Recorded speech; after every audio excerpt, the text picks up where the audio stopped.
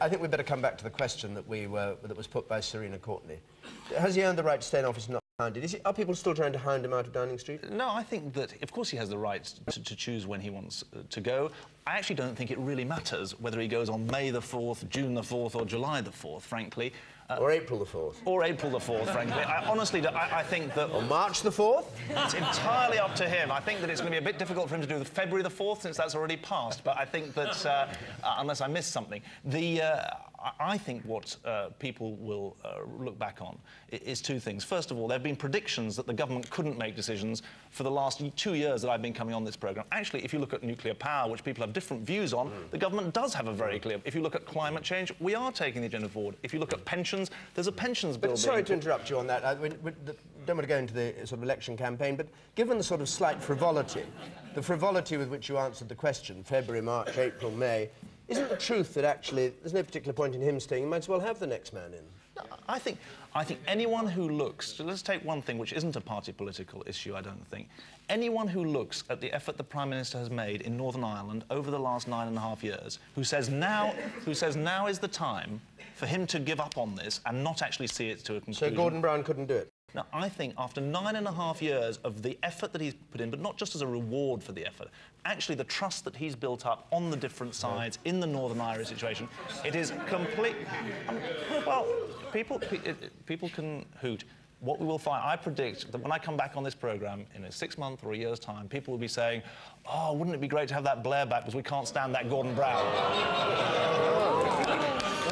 Well, that's interesting. It's the thing in politics... So you have no hope of either of them being chaired by... Whoever's in, it's one of those things, in government, people have a whack at you. That's part of the joy of politics. But what I would say is that this is a country that is richer, fairer and more confident than it was 10 years ago, and we should be grateful for it. Are you saying that, right, you say that Gordon Brown, you just said that Gordon Brown will be no more popular in a year from now.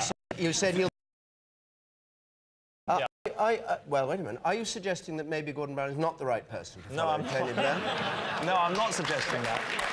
I mean, is there anybody in Labour who wouldn't be booed by an audience in a year from now? I think that... If you were leader, would you be being booed? Oh, I'm sure I would be booed to high heaven if such a ridiculous thing happened. I think Gordon Brown will be the Prime Minister. I think he'll be a very successful Prime Minister. But I think that in politics...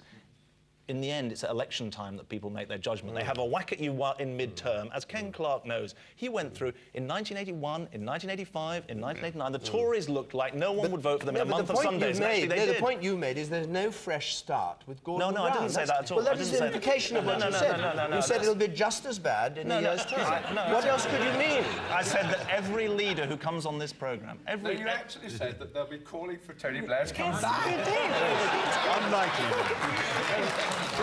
So I thought you came from rational stock and you were a rational man, and I was applauding you. I now discover you have a very insane streak. It's very worrying. I think definitely well chosen for government, then, if I've got an insane streak. I think the oddest thing you said, David, was it's entirely for Tony Blair to decide. This is an extraordinary proposition that once you're Prime Minister, it is for you to name the day, short of a general election, when you go. I mean, the Labour movement is most peculiar if it thinks that, you know, isn't an obvious time, as in any other large organisation, it's over, and it's been over for Tony. We have a minute left, 30 for you and 30 for you. Seconds, that is. Frederick Forsyth. As fast as I can. Constitutionally, yes, he has the right to remain until he wants to go. Constitutionally, he can only be brought down by a motion of censure, a motion of no confidence, rarely a motion of impeachment, or by his own party. That's what happened to Margaret Thatcher. But if they don't bring him down, he can stay as long as he wants under the Constitution. The other aspect is whether it's wise to stay. The answer is no. He's lost all credibility, and unlike John Major, who'd lost all credibility in the nation, but not in his own government, this one has got no credibility with anybody, including his own cabinet.